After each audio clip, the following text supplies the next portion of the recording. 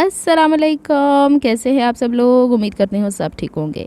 Video पसंद आएगी तो वीडियो को लाइक कर लीजिएगा, चैनल पर न्यू है तो चैनल को सब्सक्राइब कर लीजिएगा।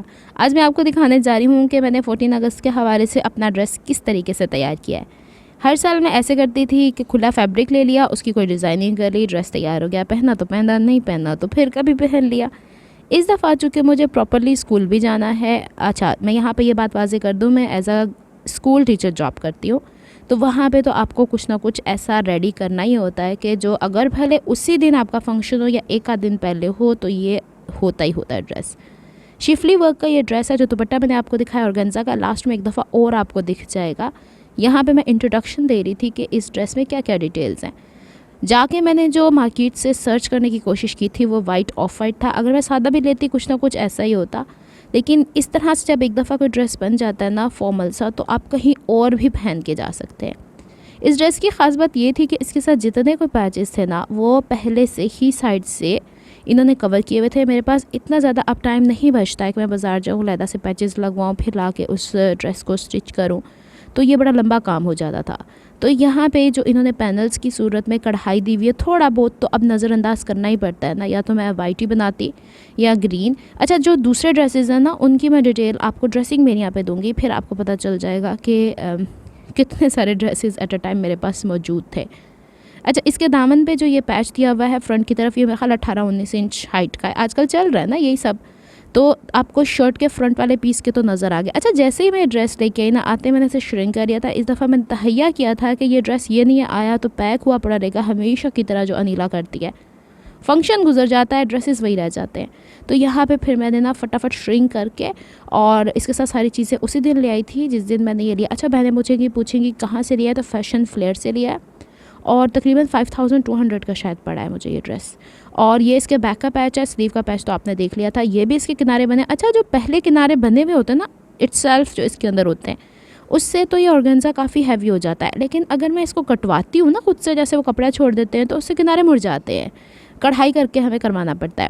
तो ये बैक का दामन और बैक का जो कमर का पैच था। और दूसरी चीज़ एक और मैं यहाँ पे आपको बताने वाली थी, बैग जो थी ना बिल्कुल सादी थी फैब्रिक की, और यहाँ पे ये वाला पट्टी इन्होंने जो दी थी ये पंचे के लिए थे, और ये जो दो पैचेस थे ये बेसिकली शर्ट के थे जो मैंने ट्राउज़र्स में इस्तेमाल किए, क्योंकि शर्ट के ऊपर पहले ही इतना काम था।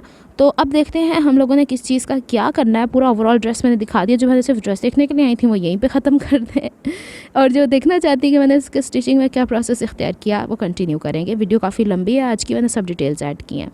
अच्छा, इसके साथ 1 मीटर कपड़ा एक्स्ट्रा मैं कॉटन का लेके आई थी, जो कि बिल्कुल इस्तेमाल नहीं हुआ। इसमें से ही सारी पट्टियाँ निकल आई हैं। शमीज़ लेके आई हूँ 2.5 गज़ लॉन की, वो तो चलेगी। अच्छा, दुपट्टा मैं दोबारा यहाँ पे इसलिए दिखा रही हूँ कि शुरू में मैंने बातों बातों में आप लोगों से काफ़ी चीज़ें गुजार दी थी कि यहाँ पे जो दुपट्टा है ना, ये वाला काम सारा ऑर्गेन्जा पे कढ़ाई हुई है। और मज़े की बात पता है क्या, ड्रेसिंग में मैंने 2 ड्रेसेस ऐसे दिखाए थे जिसके ऊपर, जिसके दामन पे मैंने इस तरह की लेस इस्तेमाल किया। फ़ौरन से नकल होती है यहाँ पे पैटर्न्स की, ये जो एक दूसरे के रेप्लिकाज है ना, ये एक दूसरे की नकल करने पे पैदा हुए हैं।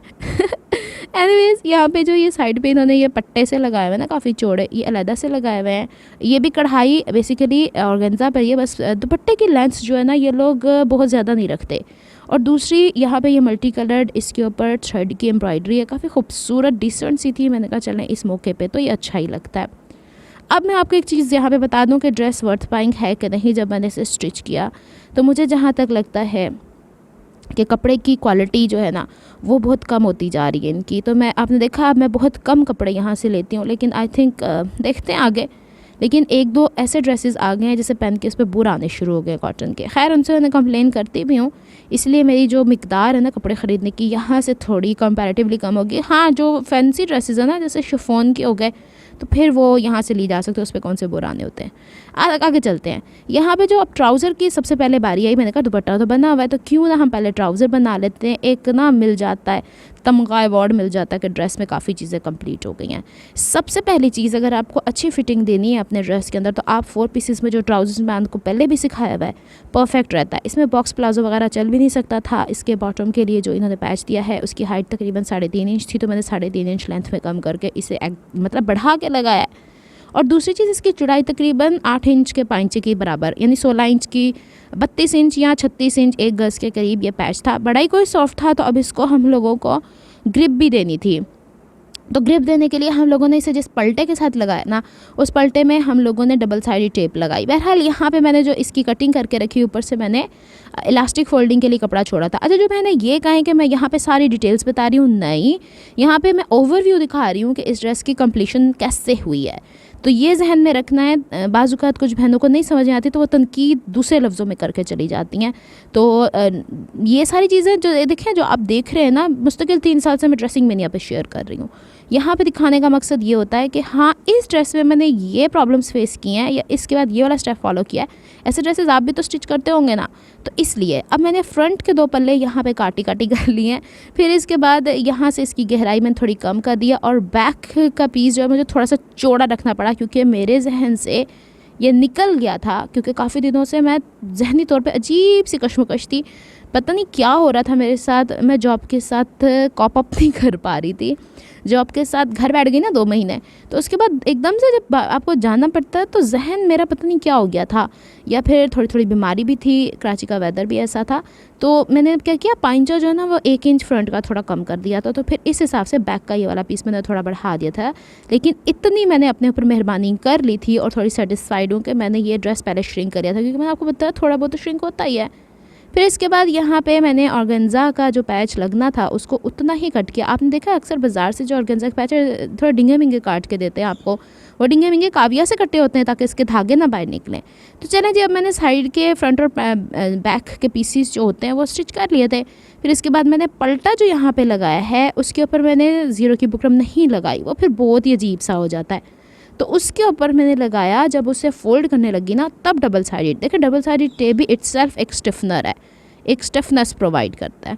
तो अब मैंने इसको इस तरीके से रख के और लब की सिलाई वहाँ तक लगानी जहाँ तक आप कढ़ाई देख रहे हैं, एक लाइन की सूरत में आ रही। और अल्लाह का शुक्र है इसके ऊपर जितने पैचेस थे, और फ़र्ज़ करें जिसके ऊपर ये लाइन थी वो सीधी सीधी थी, डिंगी मिंगी नहीं थी, ये बेहतर हो गया। तो अब एक और चीज़ मैंने यहाँ पे रियलाइज़ किया है कि ये पैचेस जो आपको प्रोवाइड कर रहे हैं, जो एक और मुझे इनका फ़्लॉ लगा है वो ये कि पैचेस हल्की क्वालिटी के हो गए हैं, या फिर ये कि इसके ऊपर ज़्यादा कढ़ाई नहीं थी, इस वजह से ऑर्गेन्जा ज़्यादा नुमाया हो रहा था। ये चीज़ भी हो सकती है। तो जहाँ ऑर्गेन्जा था वहाँ इस्त्री लगी। और दूसरा ये कि मैंने इस्त्री ऐसे ही बैठे मेरी सिस्टर ने मुझे कनाडा से भिजवाई थी, वो इस्तेमाल करनी शुरू कर दी।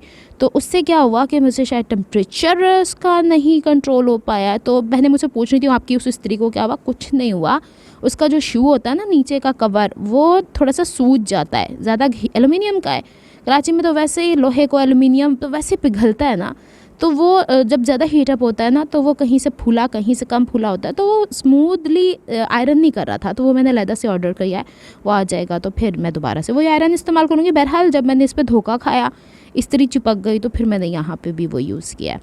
चलें जी, बैक के ऊपर मैं अब आपको दिखा रही थी डबल साइडेड टेप मैंने 2 तरह की मंगा के रखी है, मतलब चौड़ाई में। एक है तकरीबन 1.25 इंच चौड़ी, एक है 1.25 इंच चौड़ी। जहाँ पे पतली चीज़ें होती हैं वहाँ पे कम चौड़ी वाली लगा देती हूँ। तो ये हो गया हमारा यहाँ तक कंप्लीट। और आपको पता है ये वाली वीडियो 3 हिस्सों में बनी है, 4 दिनों में सूट कंप्लीट हुआ है। अब हर वीडियो मैंने अलग-अलग लैपटॉप में रखी है, एक में वॉइस ओवर करके फिर दूसरी को लाऊंगी, फिर तीसरी को लाऊंगी और फिर सबको असम्बल करके आप तक पहुंच जाऊंगी। यहाँ पे फिर ना मैंने पाइंचा बैलेंस कर लिया था। पाइंचे की स्टिचिंग की डिटेल्स मैंने आपको बता दी हैं। ड्रेसिंग में यहाँ पे गुम सिलाई में मैंने किए क्योंकि इसके ऊपर रेशे बड़े निकल रहे थे। अब चूँकि यहाँ पे बॉटम का पैच भी लग गया था, और सॉरी हाँ बॉटम का पैच ही हुआ, तो मैंने ये वाले जो पैचेस आपको बताया ना शर्ट के लिए दिए थे, तो मैंने कहा थोड़ा सा नीला ट्रेंड चेंज करो। इट्स नॉट नेसेसरी कि हर चीज़ डेलिकेट हो, कुछ चीज़ें छिछोरी भी अच्छी लगती है। इसमें खैर छिछोरापन तो कुछ है नहीं, लेकिन अच्छा लगता है कभी कभार आप आउट ऑफ वे होके अपना काम करें तो खूबसूरती आती है काम के अंदर। तो मैंने क्या किया कि ये वाली इस्त्री मैं कह रही हूँ ना, इसने ऑर्गेन्जा का पैच तब जलाया जब मैं शर्ट का काम कर रही हूँ। मैं दिखाऊंगी आगे चल के फिर उसको मैंने कैसे ओवरकम किया। फिर ये इस्त्री मैंने उठा दी है सिर्फ कॉटन के कपड़ों के लिए, या फिर इसका टेम्परेचर प्रॉपर्ली मेंटेन करना चाहिए, ब्लैक एंड डेकर की है। चलें, ये नहीं कि मैं किसी इस्त्री की बुराई कर रही हूँ, मैं ये कह रही हूँ कि मुझसे टेम्परेचर मेंटेन नहीं हुआ। आगे चलते हैं जी। जब मैंने ये पैच लगा दिया था तो फिर मैंने सिंपल जो मेरी मशीन है ये जिगजैग नहीं करती है, जो कि मशीन अक्सर मैंने ये भी सवाल मुझसे पूछती हैं, तो मैंने फिर ना साइड पे इसकी सिलाई कर दी थी, ताकि यही तो मकसद था इस ड्रेस को लेने का कि इसके पैचेस सारे बने हुए। अनिला जिस वक्त भी रात के 10 बजे भी उठ के काम करेगी ना तो ये काम हो जाएगा। अच्छा, दूसरी चीज़ और पता नहीं मेरे जहन में क्या आ गया कि पाकिस्तान के अंदर जो पीक आवर्स हैं वो हो गए हैं 5 से लेके 11 बजे तक। तो मैं अब ये सोच रही हूँ आजकल कि मैं आधे से ज़्यादा टाइम तो 2-2:30 तो मुझे घर आते ही बच जाते हैं। तो इन पीक आवर्स से मैं कैसे बचूँ, लेकिन फिर मैं सोचती हूँ मेरा इतना काम नहीं होता है तो मैं क्यों इतना घबरा रही हूँ। तो फिर मैंने ना इसलिए रात को थोड़ा काम करते हुए कतरा रही थी मैं, इस वजह से फिर थोड़ी सी डिले भी हो गई है वीडियो। ये देख रहे हैं आप लोग कितनी सफाई से लगा दिया है, लग गया है लकीली। अब ये वाले हिस्सों को हम लोगों ने छुपाना था तो हमने सीधी साइड बाहर की तरफ निकाल के पहले थोड़ी सी बारीक सी सिलाई लगानी है और इनसीम यानी म्यानी की सिलाई थी, फिर इसे पलट के हम लोग को गुम सिलाई में से कवर कर देना। इससे ऑर्गेन्जा जो है ना वो मेरे टखनों में लगते हैं ना, जब ऑर्गेन्जा के रेशे, मुझे तो इतने बुरे तरीके की इचिंग होती है। और आप कहीं फंक्शन में बैठे हो कोई पार्टी हो, कहीं पे आप बैठे हो, इस तरह इचिंग करो, सबको कहीं लगेगा मच्छर काट रहे हैं, ऐसा नहीं होता। इसके रेशे बड़े ख़तरनाक होते हैं, लग जाते हैं। देखें व्लॉग का चैनल है, यहाँ पर आज़ादी है मुझे बात करने की, तो इसलिए मैं थोड़ी बहुत बात कर लिया करती हूँ। अच्छा जी, अब हमने कर दी है इसकी गुम सिलाई। मैंने वो क्लिप्स जो ड्रेसिंग मैनिया पे ऐड किए थे वो भी यहाँ पे ऐड कर दी हैं ताकि मिस ना हो, क्योंकि सब बहनें ड्रेसिंग मैनिया देखती भी नहीं है। हो गया था यहाँ पे ये मेरा ट्राउज़र्स कंप्लीट। और ये कब की बात है, ये संडे को अम्मी को मैंने खुश कर दिया था कि अम्मी मेरा ड्रेस आ गया है ना, तो मैंने ट्राउज़र स्टिच कर लिया। अब रहेगी कमीज़, अब रह गए 5 दिन, तो मैं एक दिन तो एक काम करके इसे कंप्लीट कर ही लूँगी। फिर मुझे जुनून चढ़ा तो मैंने ना यहाँ पे स्लीव्स का एक और इशू आया था कि स्लीव इन्होंने आमने सामने यूँ रखी हुई थी। इसको जब मैंने काटा तो फूल की डायरेक्शन इस तरह करते हुए ना ऊपर नीचे हो रही थी। फिर पैच मुझे लगाना था। अब इसके ऊपर फ्लावर्स की हाइट का भी ख्याल रखना था कि एक जितनी हाइट पे है, तो जितना मेरे पास एक्स्ट्रा बच रहा था ना नीचे वाइट ये वाला कपड़ा, तो उसको मैंने बैलेंस किया। स्लीव जितनी लेंथ की बनी है मैंने उतनी बना ली है। अब ये इतनी चीज़ों की मैं क्यूरियस हूँ, या फिर आप लोग भी हैं, ज़रा मुझे बताएं, आप लोग भी इतनी डिटेल्स का ख्याल रखती हैं कि आप लोगों के अंदर भी यही सब कुछ है कि आप मतलब कपड़े के अंदर घुस के उसकी सिलाई करने की कोशिश करते हैं कि कहीं भी कोई भी अब की तरफ से कोई गलती ना रह जाए। इसके बाद जो ऊपर बढ़ा हुआ था उसको मैंने स्लीव के ऊपर वाले शोल्डर की कटिंग में निकाल दिया। इसके बाद पैच को मैंने वैसे ही लगाया जैसे मैंने पाइंचे के पैच को लगा दिया था। यहाँ पे मेरा फर्स्ट हिस्सा कंप्लीट होता है, अभी मैंने दूसरा डाउनलोड करना है और फिर उसकी यहाँ पे आप लोगों को वॉइस ओवर करके असम्बलिंग करके दिखानी है। तो अभी थोड़ी देर में आप देख लेंगे कि मैंने बाजू के आगे पलटा लगा के इसे साइड पर कर दिया था ताकि शर्ट का फ्रंट और बैक जब तैयार हो जाएगा पूरा तो इसे आर्म होल में एडजस्ट कर दिया जाएगा। तो ये है, अभी आपको शायद इसी वीडियो में नज़र आ जाता है इसकी कंप्लीट लुक। फिर हम देखते हैं कि हमने इसे आगे किस तरीके से कुर्ती का काम किया। अब इसमें बहुत ज़्यादा कुछ है। अब ये इसके फ्रंट के पैच के हवाले से हमें ये बैलेंस करना भी ज़रूरी था, तो मैंने इसको यहाँ पे बैलेंस करके और फिर इस्त्री करके छोड़ दिया था। बाजू के आगे यहाँ पे पैच लग चुका है और यहाँ पे मैंने इसे साइड पे कर दिया। 2 दिन तो ये साइड पे ही पड़ा रहा क्योंकि जब तक शर्ट कंप्लीट ना होती तो इसने कैसे अटैच होना था। पहले तो मेरी थॉट थी कि इसको भी गुम सिलाई में ही स्टिच किया जाएगा, फिर बाद में देखते हैं क्या करेंगे। अब मैंने फ्रंट पल्ला उठाया और इसको चौड़ाई के रुख पे सेंटर से फोल्ड किया था और यहाँ पे हमें ये देखना था कि इसकी कितनी चौड़ाई चाहिए। ऑर्गेन्जा को हम उसके हिसाब से इसके साथ अटैच करेंगे। लेकिन यहाँ पे अगर मैं इस वक्त लगा देती ना तो पूरे का पूरे पैच की साइड्स भी ज़ाया हो जानी थी। अब ये भी देखा मैंने कि इस कपड़े में कहीं कान तो नहीं, कढ़ाई करते हुए कहीं टेढ़ापन तो नहीं, हर चीज़ देखनी पड़ती थी। फ़िलहाल हम ये सेंटर वाला पैनल साइड पे करते हैं। मेन इशू आ रहा था हमारे बैक के पैनल के ऊपर। बैक के पैनल से मैंने जितनी मुझे चौड़ाई चाहिए थी उसमें मैंने 2 इंच फैब्रिक एक्स्ट्रा लिया और उसको चौड़ाई के रुख पे डबल फोल्ड कर लिया। यहाँ पे इंच टेप कोई 10,000 दफ़ा नीचे गिर चुका है और कोने में जा चुका है। तो स्केल से मैं ख़ुद मेजर करके देख रही थी, इसमें मैंने 2 इंच का फैब्रिक एक्स्ट्रा लिया। मुझे इसमें पिन टक्स स्टिच करनी थी। तो अब हम लोगों ने यहाँ पे पहले पिन टक स्टिच करनी है। उसके बाद ये ऑर्गेन्जा का जो हमें पैच हमने येलो शर्ट में छोड़ दिया था, मैंने सोचा है कि बैक पे ये कमर पे लगाना चाहिए। इससे बहुत सी चीज़ें हाइड भी हो जाती हैं बैक के ऊपर से। आप नहीं भी शमीज़ पहनते तो भी कवर हो जाता है आपका बॉडी। अब यहाँ पे मुझे इसके बाद इसकी चौड़ाई रखने के बाद देखना था कि सेंटर से कितनी चौड़ाई के ऊपर मैं पिन टक्स को स्टिच करना शुरू करूँ। मेरी ज़बान जो है ना ट्विस्ट हो रही है। तो अब हम क्या करेंगे, सेंटर से 3.5 इंच की दूरी पर निशान यहाँ पे लगा लेते हैं। इसके बाद आपने ये टूल देखा, मैंने जब ये शेयर किया ना ड्रेसिंग में यहाँ पे, तो 2-3 बहनों ने कहा प्रोफेशनल लोगों का, तो मैं कोई प्रोफेशनल टेलर तो हूँ नहीं। तो आपको भी दिखाती हूँ इसके कितने 10,000 काम निकलेंगे। आप खुद मंगवाएंगी, खुद कहेंगी कि हाँ ये यहाँ इस काम के लिए बेहतर है। इसका गेज जो है ना, इसके ये जो छोटे छोटे से दरवाजे हैं, इसको मैंने 1-1 इंच की चौड़ाई पे खोला है और यहाँ पे मुझे जितनी चौड़ाई के अंदर 3.5 इंच के बाद पिन टक को स्टिच करना है, भले वो आधे इंच के गैप हो, भले वो 1 इंच का गैप हो, भले वो 1.25 इंच का गैप हो। आपको खुद पता है जो बहनें सिलाई करती हैं इंचेस टेप रख के हम कितनी दफ़ा नाप कर सकते हैं, कोई ना कोई तो कहीं ना कहीं तो एक चौड़ाई ज़्यादा एक चौड़ाई कम होती है। तो चूँकि ये कपड़े की लंबाई बैक की मैंने ओवरऑल रख दी थी, तो मैं बाद में इसकी लेंथ मुझे मेंटेन करनी थी, तो फिर इसका ना काफ़ी सारा हिस्सा जो है 3-4 जगहों पे निशान लगा के मैंने ये प्लीट्स बनाई हैं। प्लीट्स यानी कि जिसके ऊपर मुझे पिनटक्स को स्टिच करना है, मैंने वो करने की कोशिश की थी। ये देख लें कितनी आराम के साथ, मैं इतनी हैरान हो गई कि मेरे पास और भी डिफरेंट टूल्स हैं, लेकिन देखें हर चीज़ का एक अपना तरीका होता है। और मेरे पास जो टूल आते हैं ना, उसका तो मैं कोई और ही नया ईजाद कर लेती हूँ। उसको मैं यूँ भी इस्तेमाल कर सकती हूँ, तू भी इस्तेमाल कर सकती हूँ, भाई चीज़ मेरी, मैं जैसे मर्जी इस्तेमाल करूँ। मेन मकसद ये होता है कि मैं आपको आइडियाज़ देती रहती हूँ। अब मुझे बताएं, क्या ये प्रोफेशनल लोगों का काम है? ज़रूरी थोड़ी ना कि आपने सिर्फ बटन फिक्स करने के लिए वो टूल लगाया और बस निशान लगाया, टक टक करते हुए बटन लगा दिए, काम ख़त्म हो गया। ऐसा नहीं होता। अपने दिमागों को वसी करें, सोचें कि इसका मज़ीद काम क्या हो सकता है। ये मैंने बेड पर बिछाया हुआ था, ये सारी यानी सादुनी 14 इंच मुझे यहाँ पे पिनटक्स को स्टिच करना था। अब ये मुझे नहीं पता कि ये लंबाई की वीडियो क्यों बन गई है, ये मैंने किस खुशी में बनाई थी। शॉर्ट की वीडियो डालने के लिए बनाई होगी, जो यहाँ पे आगे मैंने शॉर्ट पे दिखाई नहीं। इस पर मैं लिखना चाह रही थी कमिंग सून, चले कोई नहीं, कमिंग सून रह गया बीच में। पिनटक्स स्टिच करने के बाद इसे चौड़ाई पे कपड़े को फोल्ड किया, फिर मैंने फ्रंट का पीस भी चौड़ाई में काटा। इसके साइड से जो फैब्रिक बचा, उस ये जो देख रहे हैं ना आप लोग, इसको मैंने फ्रंट और बैक के दामन पे जो पैच लगाए हैं, जिस तरीके से स्लीव के आगे लगाए थे, जिस तरीके से ट्राउज़र के बॉटम पे लगाए थे, वैसे इसके ऊपर लगा देना है। वो कोई इतनी बताने वाली बात नहीं है।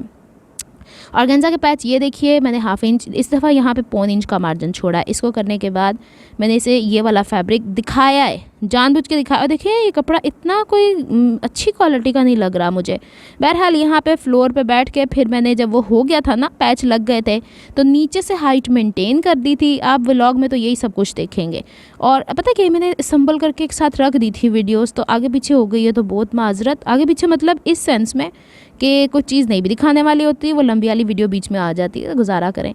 तो अब यहाँ पे मैंने शोल्डर देख रहे हैं आप, बैक का पीस थोड़ा लंबा हो गया, वो इसीलिए कि बैक का पीस पहले ही इन लोगों ने काफ़ी लंबा दिया हुआ होता है। अब यहाँ पे मैंने शोल्डर का निशान लगा लिया था। आर्म होल की गहराई चिकनकारी के फैब्रिक में अगर आप 7.5 इंच पहनती हैं, तो इसमें 8 इंच किया करें।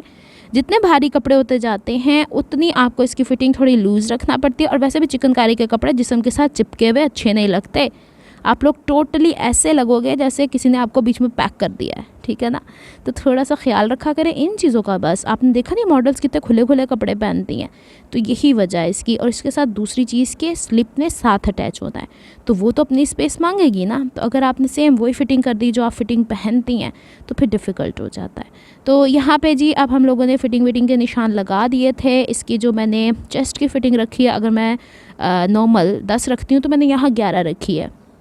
क्योंकि एक दफ़ा मैंने पहले भी शायद आपसे कहा है कि इस शर्ट का फ्रंट इतना हैवी एम्ब्रॉयडरी हुई हुई है, बैक बिल्कुल सिंपल है, कहीं ना कहीं से तो फट जाएगा खींचने से।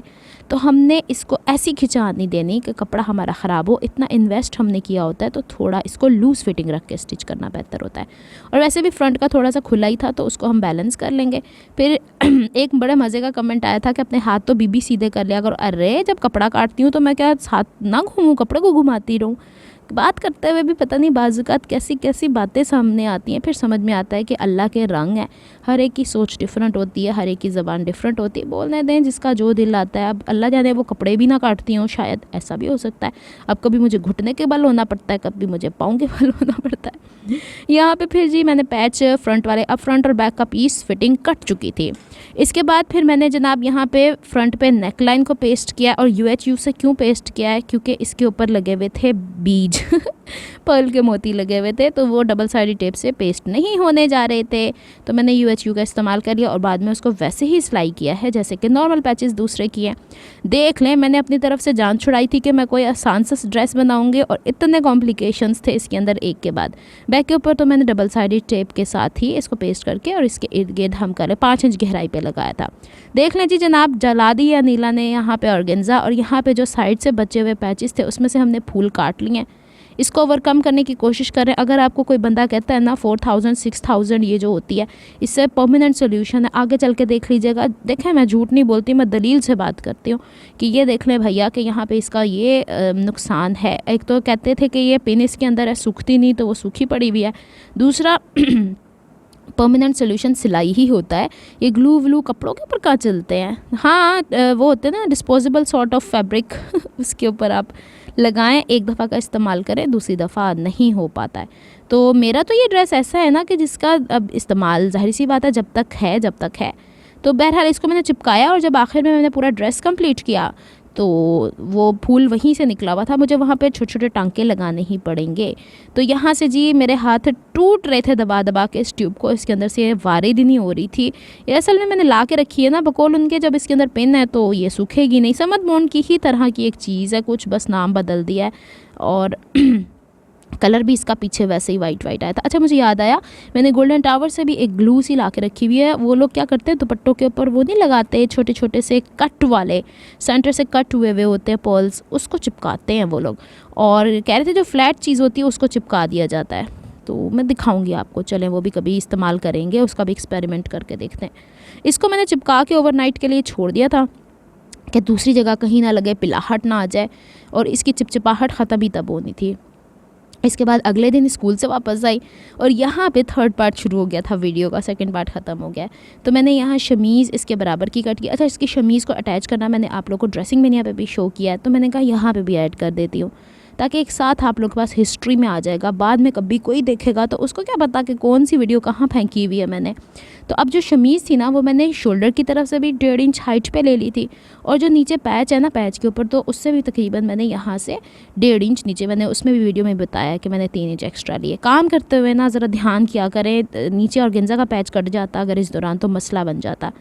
फिर जनाब यहाँ पे गला मैंने जो आपको दिखाया था, इस गले के साथ साथ सिलाई लगा ली थी अंदर। ये सेंटर के अंदर कढ़ाई, मुझे नहीं पता इतना ऊपर इन्होंने देनी थी, ये नेक लाइन लगाना था, तो इतनी भर भर के कढ़ाई क्यों की, तो इसी वजह से मैंने अवॉइड किया कि बैक के ऊपर बुकरम लगा के ना पलटा जाए। तो चले जी, अब गले का भी एक काम था, बड़ा वज़न हो जाता है जहन के ऊपर कि इसके बाद अब ये करें, फिर सोचती हूँ इसके बाद कोई चीज़ मिस ना रह जाए ना। तो यहाँ पे मैंने सिलाई लगा ली थी, पैच तो पहले ही स्टिच कर लिया था, पीछे सिलाई का ये निशान आ गया था। अब सीधी साइड से सीधी साइड रख के शमीज़ का कपड़ा जो मैंने चौड़ाई में कोई फिटिंग कट नहीं की थी, इसके साथ रख के सिलाई लगा रही थी। अच्छा मज़े की बात ये कि इसको भी सिंगल फुट करके ही मुझे इसका गले का पैच लगाना पड़ा, और बाकी तमाम तो काम आसान ही था, लेकिन कोई ना कोई काम तो दिक्कत वाला होता ही है। तो चले जी यहाँ पे जो शमीज़ की हमने लेंथ कट की थी, और मतलब ये जो मलमल कह लें आप, लॉन कह लें, ये मैंने जानबूझ के वो ली थी ताकि इसका वो रहे, एक तो ये दोनों कपड़े एक जैसे सूती हैं ना, थोड़े भारी भारी एक दूसरे के साथ चिपक के रहें, इस वजह से। वरना तो अगर मैं वो साटन टाइप का जो कपड़ा है, कॉटन साटन टाइप का, वो इस्तेमाल करती तो वो लुढ़कता ही रहता है, वो स्लिप होता रहता है। वो फैंसी ड्रेसेस जो रेशमी है ना उसके साथ अच्छा लगता है। चले जी, अब हमने सीधी साइड से सीधी साइड मैच के लिए, मुझे नहीं पता मैंने ये वीडियो के अंदर क्यों ऐसे घचड़ मचड़ करके इतने ज़्यादा, अब मेरे में हिम्मत भी नहीं कि इसको दोबारा से री-एडिट किया जाए, तो मैं इसीलिए थोड़ा सा आपका टाइम ले रही हूँ। और इसको सीधी साइड से सीधी साइड रखने के बाद इसको बैक के ऊपर जो हमने पहले निशान लगाया ना, ये अब यहाँ पे आके ड्रेस इतना भारी हो चुका था, फ्रंट वाला पीस ख़ास तौर पे, तो मैंने यहाँ पे ना पिन्स लगा ली थी ताकि ये कवर हो जाए। और कवर होने के बाद ये ऐसा ना हो ना कि एक तरफ को शमीज़ लुढ़क के ज़्यादा चली जाए, दूसरी तरफ उसमें कान पड़ जाए, फिर मुझे उधेड़ना पड़े। क्योंकि जब आप स्कूल से जॉब भी करके आ रहे होते हो, आके ये काम भी कर रहे होते हो, तो कुछ ना कुछ गलत हो जाए तो इंसान चिड़चिड़ाई हो जाता है। फिर दोबारा से सिंगल फुट का इस्तेमाल था, बड़ा कोई डेलिकेट ये काम। अच्छा मैंने उस वीडियो में बताया था कि एक दफ़ा मेरे पास ऑर्गेन्जा का एक ड्रेस स्टिच होने को आया था जिसके ऊपर हैंड वर्क इतना कुछ शदीद था। उस वक्त मैंने शायद उसकी वीडियो नहीं बनाई थी। उसका मैंने गला, उसका शोल्डर जो स्टिच किया, उसके चौकों को जो मैंने पलटे लगाए वो मैंने सुई धागे से लगाए थे। कैन यू इमेजिन कि कभी कभी हम ड्रेसेस को देखते तो हैं बड़े खूबसूरत बने, तो ये जो डिज़ाइनर्स हैं ऐसे थोड़ी ना, टेलर्स जो हैं ऐसे थोड़ी ना आपसे इतना पैसा चार्ज करते हैं, बहुत मेहनत होती है। गले के यहाँ पे फिर मैंने लैप की सिलाई लगा के बैक की तरफ पलट दिया था, फिर इसे ज़मीन पे बिछा के फिर अनीला ने इसके ऊपर, ये वही वीडियो है, मैंने वही मतलब वो नहीं लगा हुआ ऊपर ड्रेसिंग मेनिया का जो ऊपर आता है, तो मैंने वो वीडियो विदाउट लोगो यहाँ पे सेव कर ली थी। तो यहाँ पे नोक अंदर की तरफ करके सिंगल फुट को इस तरह चलाना इतना मुश्किल काम हो जाता है, मुझे तो बड़ा मुश्किल लगता है, मुझे नहीं समझ में आती दूसरे बहन भाई जो इस्तेमाल करते हैं उनको भी ये डिफ़िकल्टीज़ फ़ेस करना पड़ती हैं या नहीं। मुझे तो जो महसूस होता है, जो मैं फ़ेस करती हूँ, मैं साथ साथ बताए देती हूँ। अच्छा जी, अब ये गला भी पता नहीं सुस्ती की मारी लगी हुई हूँ आज, मैं बहुत ज़्यादा टाइम वेस्ट कर दिया आप लोग का। इसके बाद मैंने डबल साइडेड टेप यहाँ पे लगा दी थी। अच्छा, इसका इस्तेमाल का फ़ायदा ये हो गया कि गला अपनी जगह टिक गया। 3-4 दफ़ा मैंने यहाँ मिस्टेक की है, क्योंकि वो पलट के नहीं जा रहा था। फिर मैंने नीचे टॉवल रखा, हालांकि मुझे पता था कि फैंसी ड्रेसेस जो होते हैं उसको हम उल्टी तरफ से इस्त्री करते हैं और नीचे टॉवल रख के करते हैं। वो मोती टॉवल के अंदर चुभ जाते हैं तो वो जैसे और वो घुस जाते हैं उसके अंदर, धंस जाते हैं, और फिर हम आराम से इसको इस्त्री कर सकते। फ्लैट सरफेस पे कहाँ मोती उसके ऊपर इस्त्री रगड़े खा रही होती है, इस तरह इस्त्री आराम से घूम जाती है। आप देख रहे हैं मैंने इस्त्री यहाँ चेंज कर लिया है, इसी वजह से मैंने वो पुराना ही इस्तेमाल किया है एलुमिनियम का, तो नया आ जाता है तो मैं इसका कवर चेंज कर लूँगी, वो आपको दिखा भी दूँगी। फिर इसके बराबर बराबर बिछा के एक और था कि फ्लोर के ऊपर बैठ के आधा काम था आधा टेबल, क्योंकि जितने लंबे कुर्ते होते चले जाते हैं उतना टफ होता जाता है, तो आपके पास इनफ स्पेस होना चाहिए साफ़ सुथरा, जिसके हिसाब से आप इसकी कटिंग करें। और फिर इसके बाद मैंने इसे ग्लू इस्तेमाल किया था, जो जर्मन वाइट ग्लू होता है ना वो वाला, और फिर इसके मैंने दामन भी फोल्ड कर दिए थे इसी वजह से, ताकि उसके हिसाब से कि जहाँ तक शर्ट का पीस आ रहा है, क्योंकि जो ऑर्गेन्जा आ रहे हैं इसके नीचे अस्तर नहीं लगता, ये लंबी कुर्तियों में ही लगता है, छोटी कुर्तियों में लगाने की कभी ये ना कहें कि कमीज़ थोड़ी छोटी कर लें और ये कर लें, ऐसा नहीं होता। ये देखें जनाब, ये लुक आ रही फ़िलहाल तक अंधेरे अंधेरे में ऐसा काम मुझे जब भी करना होता है ना, अम्मी को मुझे रूम से बाहर निकालना होता है, नहीं तो फिर ना एक तो बार बार उनको कुछ ना कुछ सवाल याद आ जाते हैं, तो नहीं तो बच्चे उनसे मिलने कमरे में आ जाते हैं, तो मेरा काम जो है ना तितर बितर हो जाता है। तो जब जैसे ही वो कमरे में आती फिर मुझे पूछती हैं क्या हुआ। अच्छा, बहनें अक्सर पूछती हैं अम्मी का, अम्मी अल्हम्दुलिल्लाह ठीक ठाक है, फुर्सत ही नहीं मिलती कोई वीडियो रिकॉर्ड करने की, अब तो इतनी मसरूफियत होगी। मैं दिखाऊंगी कहाँ मसरूफ़ है अनिला आजकल, वो भी इंशाल्लाह आपसे शेयर करूँगी, छोटे छोटे क्लिप्स बने हुए। लीजिए जी, यहाँ तक कुर्ती का फ्रंट वाला पोर्शन हो गया हुआ है, बैक वाले पे तो वैसे ही मैंने लगा दिया था। बाकी फिर मैंने क्या किया, शोल्डर ज्वाइन किए, शोल्डर ज्वाइन करने के बाद बैक का गला मैंने उरेब पट्टी का बनाया, साइड की फिटिंग की, और चौकों के ऊपर मैंने इस दफ़ा, चूँकि इसमें कहीं ना कहीं सिल्वर सीक्वेंस का काम था, तो सिल्वर जो तिल्ले की गोटे वाली किनारी है ये वाली, उसको मैंने, ये जो आपको पलटे नज़र आ रहे हैं ये बैक की चौड़ाई से निकले थे, तो इतना हो गया कि मुझे पलटे बाहर से लेके नहीं लगाने पड़े इस ड्रेस में। ये देख रहे हैं आप, कहीं कहीं सितारे नज़र आ रहे हैं। तो बस यही सब कुछ था। अभी आपको ड्रेस का कंप्लीट लुक दिखा दिया जाता है ताकि आपको समझ में आ जाए नीला का 14 अगस्त का ड्रेस कैसा बना है। ये है, इसका ट्राउज़र भी साथ रख दिया गया है ताकि आपको समझ में आ जाए। ये है इसकी शर्ट। अभी मैं अलग-अलग सारी डिटेल्स भी आपको दिखाती हूँ। गले को देख के सब कह रही थे कि छोटे, तो देखें जो एम्ब्रॉयडरी है, इसके अलावा मैं और मज़ीद नीचे नहीं ले जाना चाह रही थी, और कभी कभी छोटे ही सही रहते हैं, भारी वाले तो वैसे ही लुढ़कते हैं। तो ऑर्गेन्जा का इसका दुपट्टा है, ये बड़ा तैयार श्यार करके रखा था। यहाँ पे मैं रात के 11 बजे कपड़े धो के आई हूँ, जो मैं स्कूल से आती हूँ चेंज करने वरने होते हैं वो, फिर कफ़ें सारी गीली पड़ी हुई थी मेरी, मैंने वैसे ही वीडियो शूट किया आप लोगों के लिए कि ये तो कंप्लीट हो। वॉइस ओवर का टाइम फिर भी नहीं बचा था। दुपट्टा आपने देख लिया था। ट्राउज़र आप लोग को मुझे मैं पहले भी दिखा चुकी हूँ, चलें दोबारा ओवरऑल पूरा उसमें दिखा दिया जाता है। अब इसकी कंप्लीट लुक, ये मैंने कहा ज़रा इस दफ़ा नीला टशन वशन मारेगी। और फिर आती है बारी जी शर्ट की। शर्ट का ये वाला हिस्सा, जो पैच आप देख रहे हैं, ये यहाँ दामन पे लगने थे, मुझे नहीं पता किस हिसाब से लगने थे, मैंने अपनी मर्ज़ी के, हो सकता है मैंने बाजू का दामन बाजू का कोई पैच मैंने दामन पे लगा दिया, दामन का कोई उधर लगा दिया, मेरी मर्ज़ी, मुझे जैसे समझ में आया मैंने कर लिया। तो मेरी भतीजी मुझे ये देख के कही थी कैटलॉग में कुछ और बनना, आपने क्या कर दिया। मैंने कहा ऐसा ही होता है, वो कौन सा ओरिजिनल बनाते हैं। धागे अभी थोड़े बहुत हैं, उसे मैं काटू काटू कर दूंगी। बैक का गला देख रहे हैं, रेप पट्टी मैंने लगा दी है क्योंकि मेरे में हिम्मत नहीं थी बुकरम वाला बनाने की। वैसे ही नीचे शमीज़ है, स्टिफनर तो पहले ही है। बाजू देख लें जनाब, इस तरीके के बने। बाजू को मैंने गुम सिलाई नहीं की क्योंकि ये पूरा ओवरऑल कढ़ाई वाला था और इतने रेशे कोई इसके निकल नहीं रहे थे जैसे ट्राउज़र के बॉटम के थे। इसकी फिटिंग मैंने कोई इतनी नोकीली नहीं की कि हिप से निकल के बाहर आ रही हो, मुझे वो बड़ी बुरी लगती है।